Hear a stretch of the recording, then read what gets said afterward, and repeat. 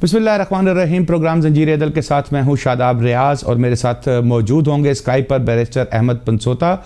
नाज़रीन, हम सबसे पहले बात करेंगे हुकूमत की जानिब से, सूबाई हुकूमत की जानिब से एक नोटिफिकेशन जारी किया गया है जिसमें यह कहा गया है कि रेंट का जो मामला है, जो लोग किराए के घरों में रह रहे हैं, अगर वो किराए के अपना किराया अदा नहीं करते तो उनके खिलाफ जो है वो कार्रवाई नहीं की जाएगी। ये एक परसेप्शन बन गई है और जो मालिक मकान है वो इस चीज़ पे परेशान है और जो किराएदार हैं वो खुश दिखाई दे रहे हैं। बहरहाल अल्टीमेटली तो उन्हें किराया देना पड़ेगा, लेकिन इसमें एक बड़ा इशू क्या आ रहा है, जो कई ऐसे लोगों से हमारी मुलाकात हुई जो 1-2 मरले के घर के मालिक हैं, 3 मरले के घर के मालिक हैं, जहां से उनको 15,000, 17,000, 2,000 रुपया, 10,000 रुपया जो किराया आ रहा है।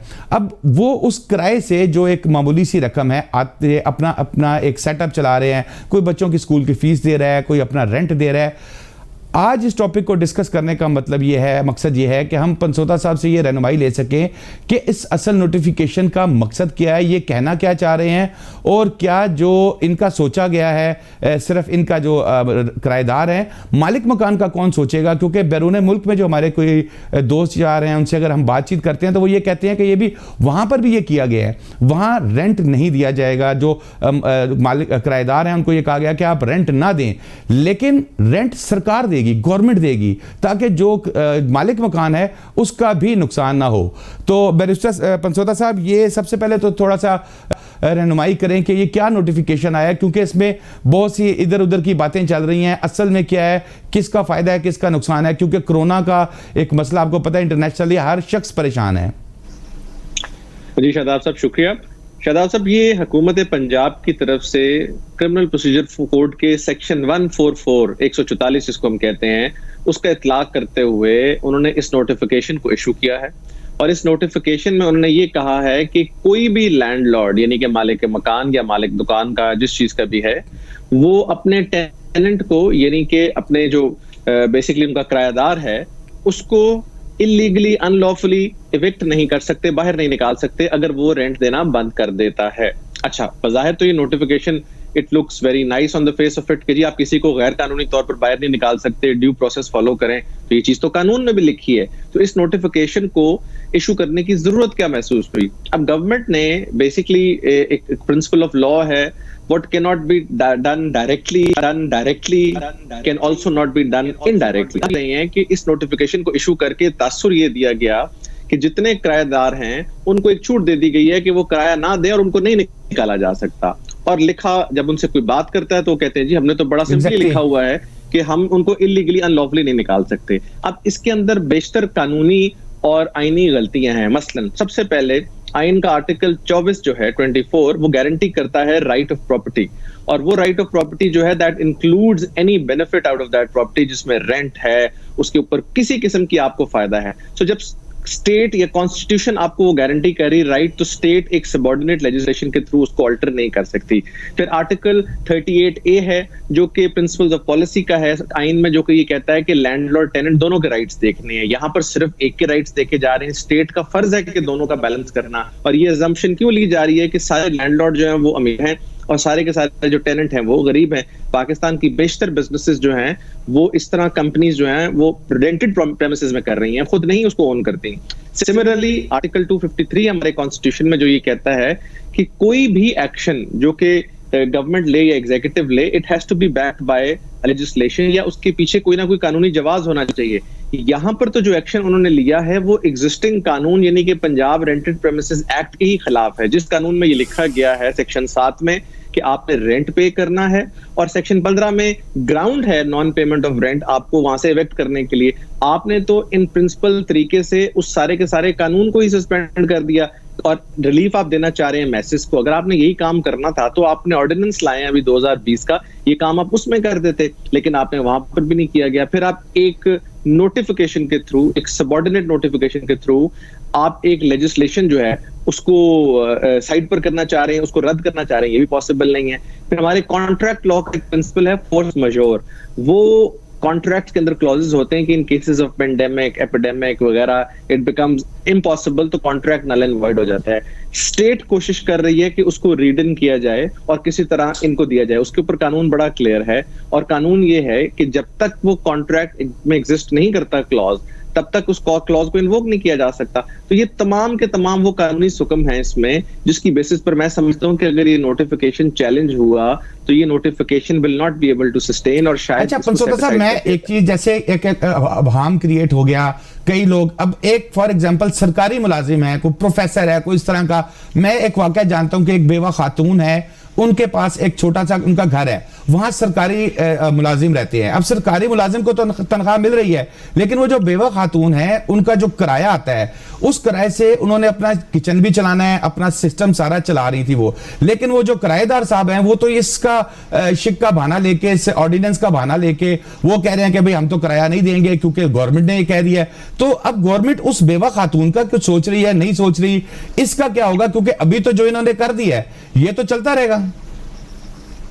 सर ये बिल्कुल आईनी तौर पर इसलिए भी गलत है कि सेम क्लास ऑफ लोग हैं, एक लैंडलॉर्ड है, एक टेनेंट है, एक के लिए आपने कानून बना दिया और दूसरे के लिए आपने वो कानून बनाया है जो कि एक्चुअली असल कानून के ही मुनाफी है।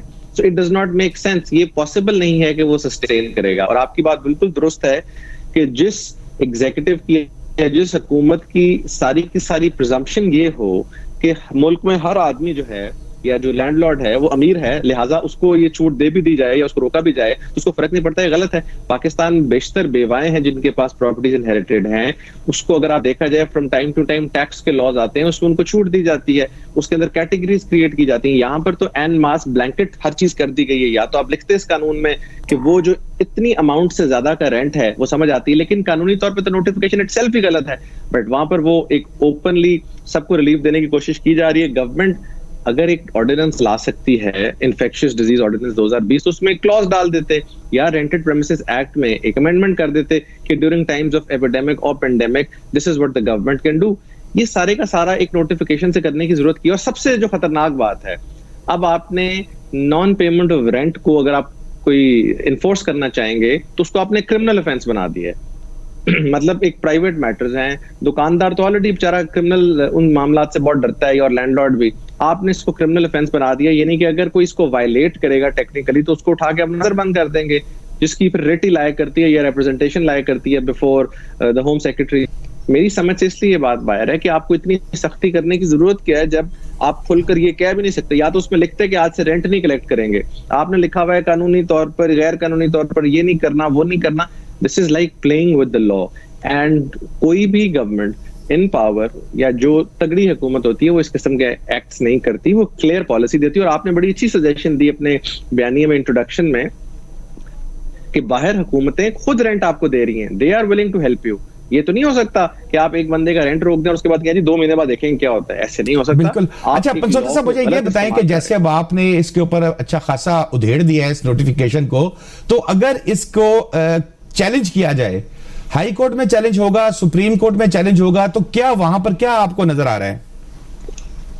शादाब साहब, मुझे लगता है कि अगर ये हाई कोर्ट में चैलेंज हुआ, इसको डायरेक्टली चैलेंज किया जा सकता है आर्टिकल 199 में रेट पिटीशन में, तब भी ये शायद सस्टेन ना करे। और ये शायद सुप्रीम कोर्ट भी चैलेंज हो जाए। इसकी वजह ये है कि सुप्रीम कोर्ट ऑलरेडी कोरोना के ऊपर सो मोटो प्रोसीडिंग्स कंडक्ट कर रही है। और interestingly on the last date of hearing जो उनका सबका ऑर्डर था, उसके अंदर पंजाब हुकूमत ने इसी किस्म का बैनुस सुबाई एक नोटिफिकेशन इशू किया था।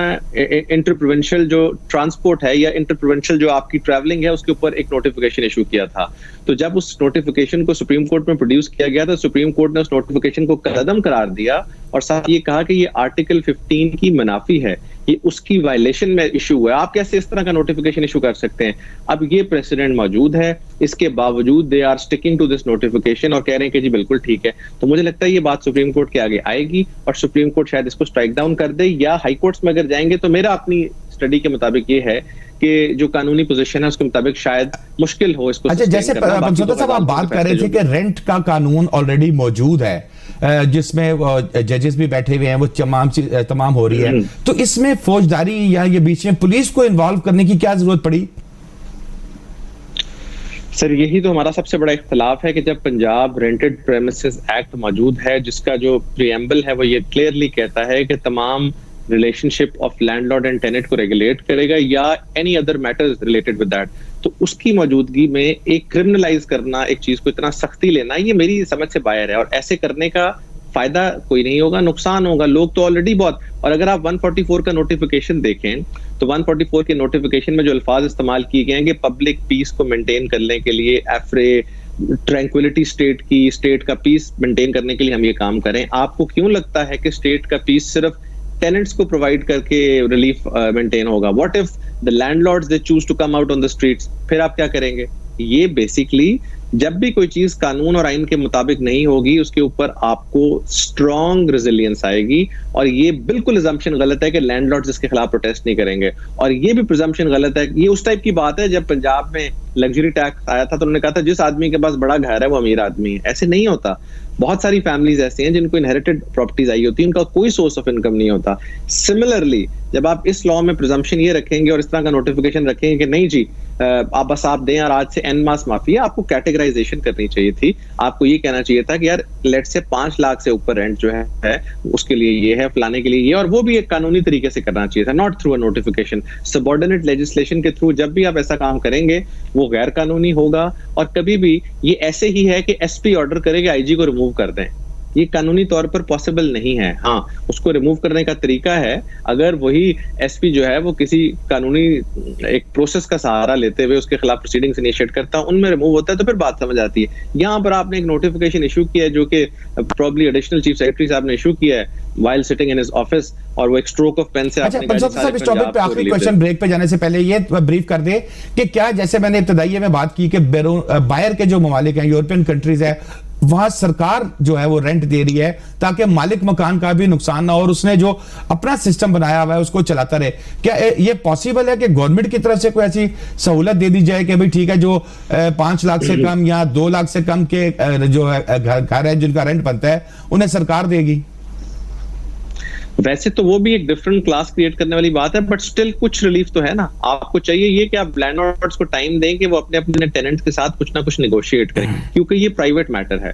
स्टेट जो है वो प्राइवेट कॉन्ट्रैक्ट्स में इस तरह इंटरफेयर नहीं कर सकती। रीजनेबल रिस्ट्रिक्शन इंपोज होगी। सेक्शन 24 पे ये कहता है कि राइट ऑफ प्रॉपर्टी या कोई भी राइट जो है subject to reasonable restriction imposed by law, this restriction is not reasonable. अब आप अगर कल से कहेंगे कि जी कल आपने लेट से शादी में हक महर है कि किसी आदमी की शादी हुई है, तो स्टेट आगे कहने जी आप हक में 300 नहीं 200 रुपया करें, क्योंकि हम समझते। तो इस तरह की इंटरफेरेंस आप नहीं कर सकते। ये 2 लोगों का प्राइवेट मामला है, लैंडलॉर्ड का और टेनेंट का। मैं अपनी दुकान किसी को रेंट पर देता हूँ, मेरा और उसका मामला है।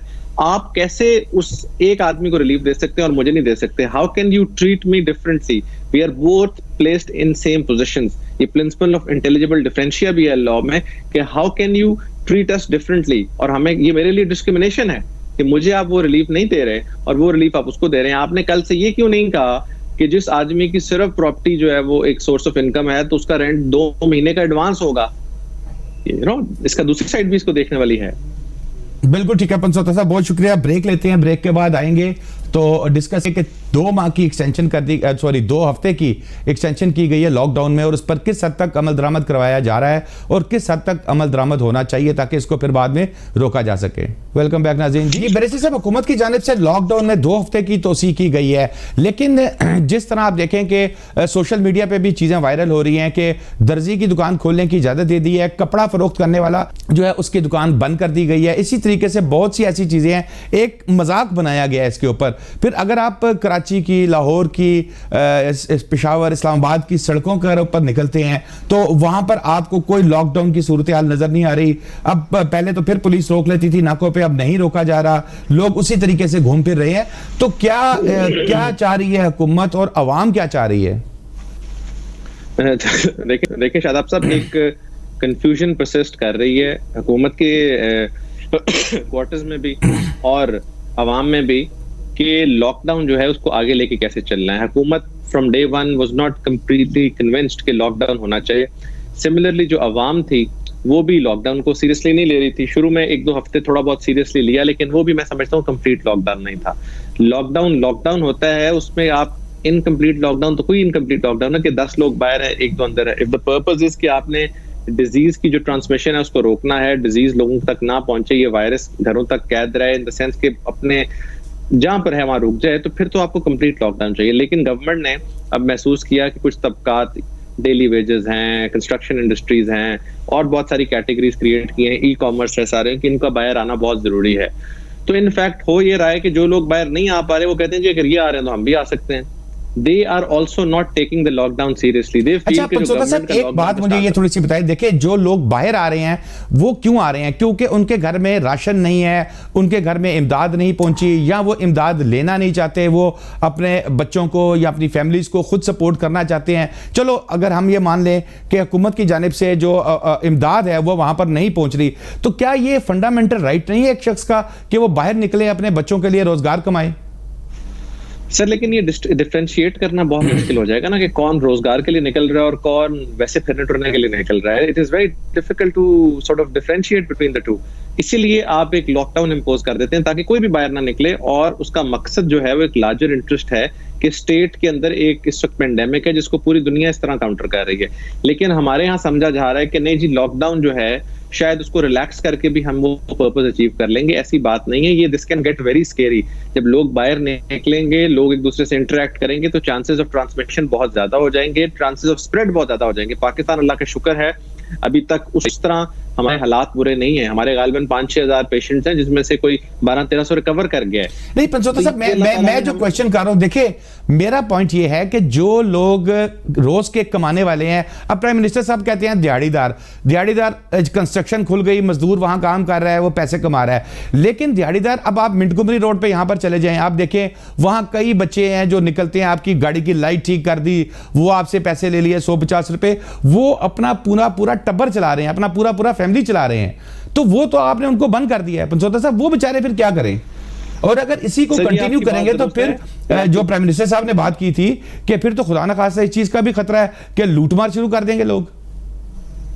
दुरुस्त है, लेकिन मसला ये है कि इस वक्त आपने दोनों चीजों को बैलेंस करना बड़े तरीके से। जो आप कैटेगरीज खोल रहे हैं, ई कॉमर्स इस टाइप की चीजें, वो लोग कहते हैं जी फिर हम बाकी भी चले जाते हैं। या तो समझ आती है ना कि आप सिर्फ डेली वेजर्स को इजाजत दे दें या कोई ऐसी कैटेगरी को इजाजत दे दें जो कि सब कंसेंसस करते हो कि इन लोगों को उसकी जरूरत है। अब कैटेगरीज इतनी ज्यादा खोल दी गई हैं, फलानी ट्रांसपोर्ट जाएगी, ये नहीं आएगी, ये वाला सेगमेंट जाएगा। अच्छा, फिर देखिए एक चीज, जैसे मैंने ये मिंटगुमरी की बात की, रोड की बात की, वहां पर मैंने उस क्लास की बात की है जो लाइटें आपकी गाड़ी की ठीक करेंगे, जो मुख्तलिफ मैकेनिक टाइप हैं। लेकिन इनका सिस्टम तब चलेगा जब इनकी बैक पे जो दुकानें हैं वो खुलेंगी। अब वो दुकानें बंद हैं और उन लड़कों को कह रहे हैं कि भाई जाओ आप जाके रोजगार कमाओ, तो इस तरह तो मसला हल नहीं होता। इसका मतलब है कि हुकूमत प्रॉपर प्लानिंग नहीं कर पा रही।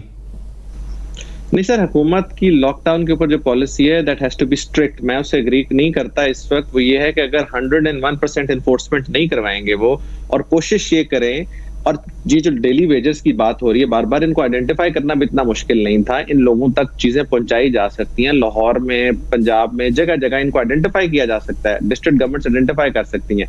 लेकिन अगर आप रिलैक्सेशन देंगे लॉकडाउन में, तो और वो भी डिफरेंट स्केल्स को डिफरेंट रिलैक्सेशंस देंगे, तो लोग उसको मानेंगे नहीं। अभी भी लोग गाड़ियों में फिर रहे हैं। मैं इस वक्त I am sitting at my place, अपने घर पर बैठा हूँ, अपनी खिड़की से अगर मैं बाहर देखूं तो ट्रैफिक का जो फ्लो है वो उस तरह ही है जिस तरह पहले होता था, थोड़ा सा स्लाइटली कम होगा। तो मेरा सवाल ये है कि फिर ये किस किस्म का लॉकडाउन है?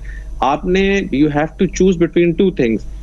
क्या ये वायरस स्प्रेड हुआ तो उसका क्या नुकसान है, और अगर इन लोगों को किसी का रोजगार कंप्लीट बंद होता है तो क्या नुकसान है? और नहीं, मैं तो फिर देखे बरसे साहब, बात हुआ है कि वायरस से मरना है कि भूख से मरना है, लोगों का तो ये क्वेश्चन है। अब कई ऐसी फैक्ट्रीज हैं, कई ऐसे प्राइवेट ऑफिसेज हैं जहां पर लोगों को तनख्वाहें नहीं दी जा रही कि भाई ठीक है, आप मतलब कोरोना है, दफ्तर नहीं है, बैंक्स नहीं चल रहे, ये प्रॉपर आमदनी नहीं हो रही, फैक्ट्रीज बंद कर दी गई हैं जहां हजारों की तादाद में वर्कर काम करते हैं। अब अगर कोई फैक्ट्री महीना उसको रोजगार दे भी देगी, 15 दिन दे देगी, तो पंचोता साहब ये तो मतलब समझ नहीं आ रही मुझे कि लोगों का भी तो ख्याल रखना है सर, सिर्फ लॉकडाउन तो नहीं करना।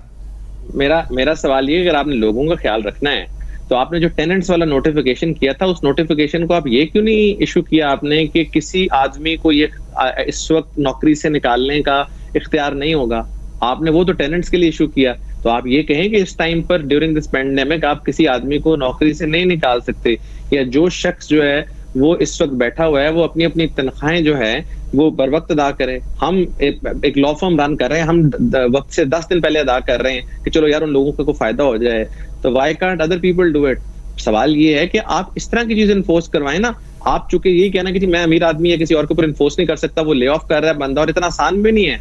लेकिन घरों में बैठ के तनख्वाहें सिर्फ सरकार को मिल रही है ना, घर पर सरकार पे कर रही है सरकारी मुलाजिम को, तो आप प्राइवेट को भी इन्फोर्स करवाने की कोशिश करें। लेकिन उस तरह पे जाके आप बोलते नहीं है और आप कहते हैं कि लॉकडाउन खोल दिया जाए, ताकि मसला ये है कि लॉकडाउन के बिल्कुल नुकसानात भी बहुत हो सकते हैं। भूख वाली जो आपने बात की, दैट्स अ वेरी बैरिस्टर साहब देखिए, बात मैं फिर आपको शायद अपना पॉइंट ही समझा पा रहा कि जो बिजनेसमैन है वो अपने बिजनेस से कमाएगा तो फिर वो पैसे देगा ना अपने वर्कर को।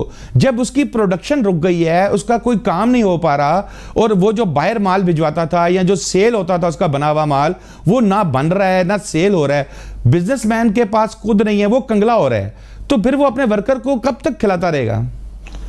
स्टेट की जिम्मेदारी नहीं है। मैं असल में ये कहना चाह रहा हूं कि ये स्टेट की रिस्पॉन्सिबिलिटी होनी चाहिए कि चाहे वो बैरिस्टर अहमद पंचोता हो, शादाब हो, कोई भी वर्कर हो, कहीं पे भी हो बैठा हुआ, उसकी रोजगार अपने जिम्मे ले ले, कम से कम महीना 15 दिन, जितने दिन भी ये लॉकडाउन रखना चाहता है, और फिर उसके बाद खुल के लॉकडाउन करे।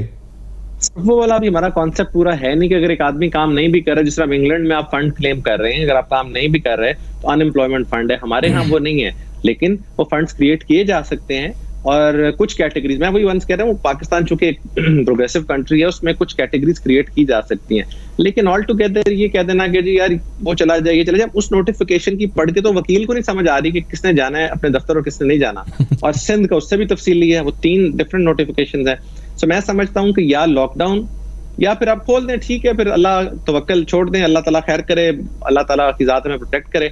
बट लॉकडाउन का मतलब लॉकडाउन आप इन्फोर्स करें और उसके अंदर मेथड्स वो एम्प्लॉय करें। अभी आपने देखें जो 12-12 हजार वाला ऑप्शन है, बहुत अच्छा ऑप्शन है, बट वो आप किसी तरह लोगों के घरों तक पहुंचा दें। इस वक्त आपके पास नादरा की डेटाबेस मौजूद है, हर आदमी उस पर रजिस्टर्ड है, हर आदमी तक पैसे पहुंच सकते हैं। आप इतना को बड़ा प्रॉब्लम नहीं है, और जो अमाउंट खान साहब दे रहे हैं वो I think it's a very very good amount, it's a sizeable amount. अगर वो लोगों तक डायरेक्टली पहुंच जाए तो बेहतरीन है। बेनजीर इनकम सपोर्ट प्रोग्राम बहुत अच्छा प्रोग्राम था, और इसकी एम्पलीफिकेशन आगे जो खान साहब ने ये प्रोग्राम से 12,000 वाले से की है, I think this is a very good idea. देखिए, दुनिया जो है वो वापस आ रही है, दुनिया जो है वो वापस आ रही है। वो सिर्फ इसलिए ये इटली, फ्रांस वगैरह, इनके लिए इशू नहीं है कि ये अपने लोगों को घर बिठा के कई साल खिला सकते हैं, लेकिन वो भी आहिस्ता आहिस्ता वापस आने की कोशिश कर रहे हैं। तो क्या बेहतर नहीं है कि पाकिस्तान में भी ये जो एक समझ ले कि एक मासूम सा लॉकडाउन है, इसी तरह का रहे, ताकि लोग कमाते भी रहें, अपना खर्चा भी चलाते रहें, और नक्शे अमन का खतरा भी ना हो और मामला चलते रहे?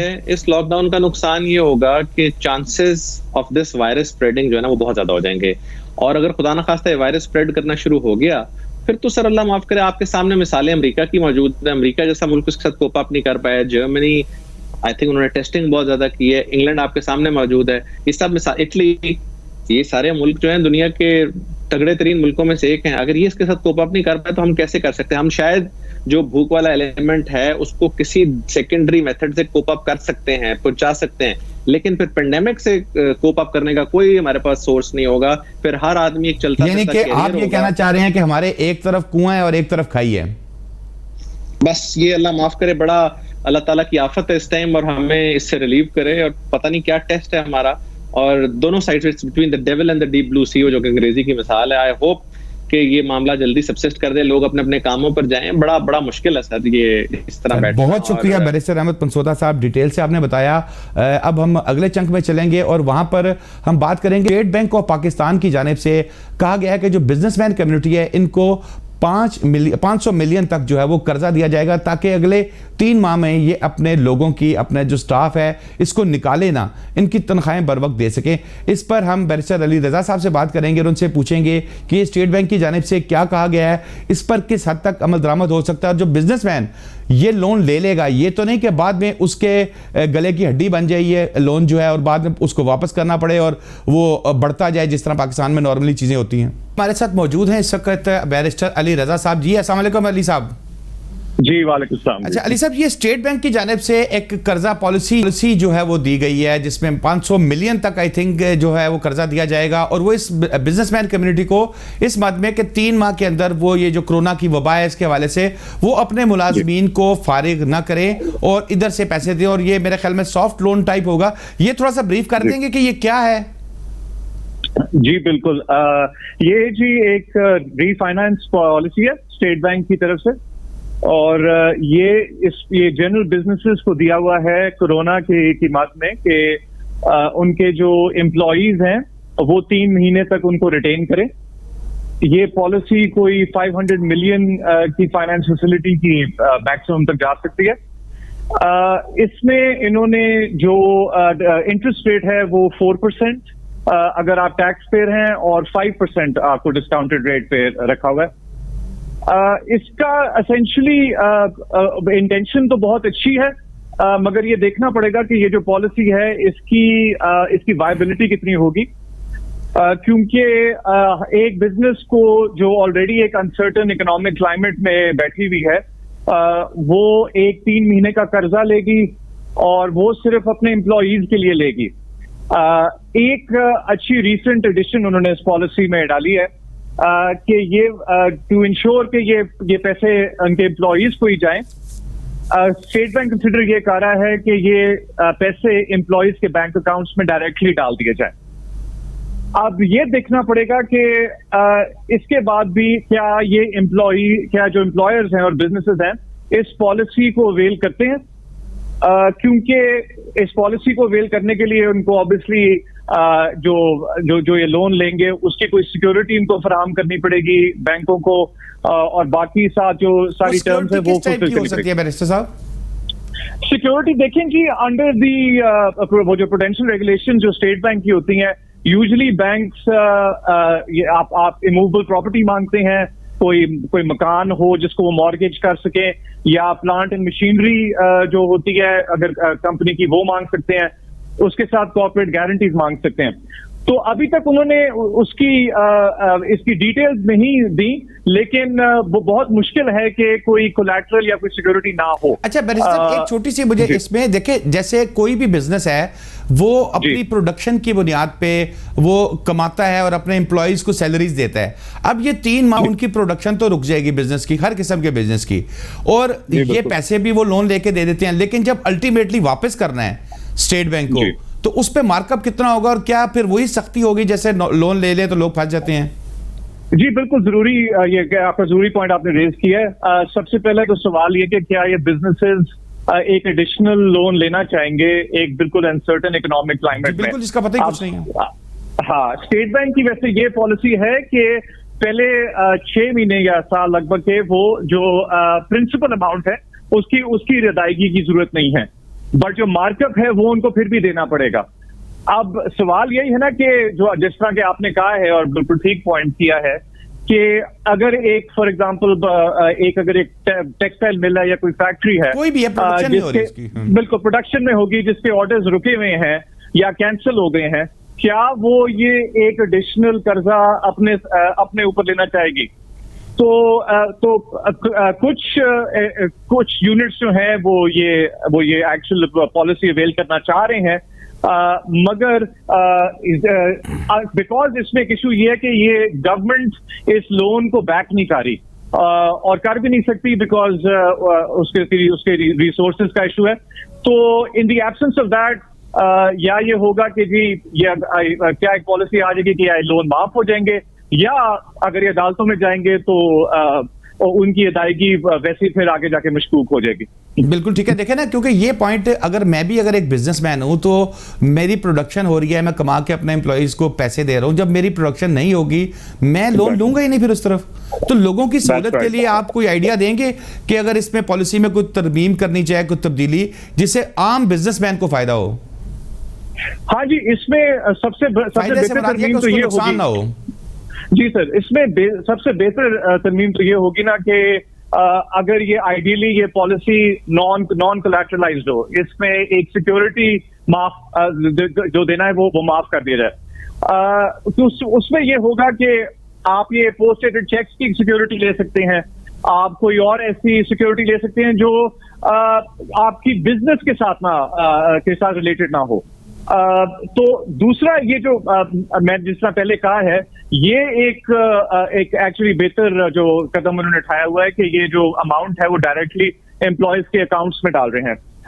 उससे जरा एक जनरल जो चेक है वो बिजनेस पे भी हो जाएगा कि वो ये नहीं कर सकती कि जी अमाउंट्स ले लें किसी और बिजनेस की डेवलपमेंट में वो कर दे और एम्प्लॉयज को पैसे ना दे और फायर ना कर दे।